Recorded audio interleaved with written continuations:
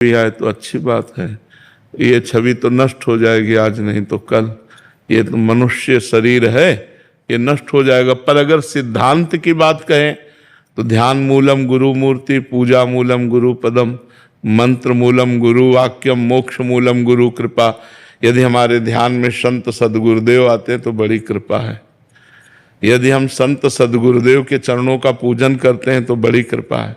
यदि हम संत वाक्यों का पालन करते हैं तो बड़ी कृपा है। ये छोटी मोटी बात नहीं है। हाँ, भगवान की कृपा है तो संतों की छवि नजर आती है, गुरुदेव की छवि नजर आती है। संत और भगवंत अभेद होते हैं। अगर संत का चिंतन कर रहे हो तो भगवंत का चिंतन हो ही रहा है, क्योंकि वो भगवत स्वरूप ही होते हैं। जो संत होते हैं भगवत स्वरूप। तस्मित् तज्जने भेदा भावात्, भगवान और भक्त में अभेद स्थिति रहती, भेद नहीं होता। जो भक्त है वही भगवान है, जो भगवान है वही भक्त है। मोरे मन प्रभु अस विश्वासा, राम ते अधिक राम कर दासा। भगवान से भी अधिक भगवान के भक्तों को माना गया है।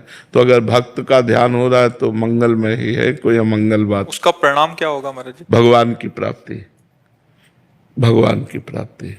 भक्त के ध्यान से भक्ति सुदृढ़ हो जाती है, और सुदृढ़ भक्ति की डोरी से भगवान हृदय में बंध जाते हैं।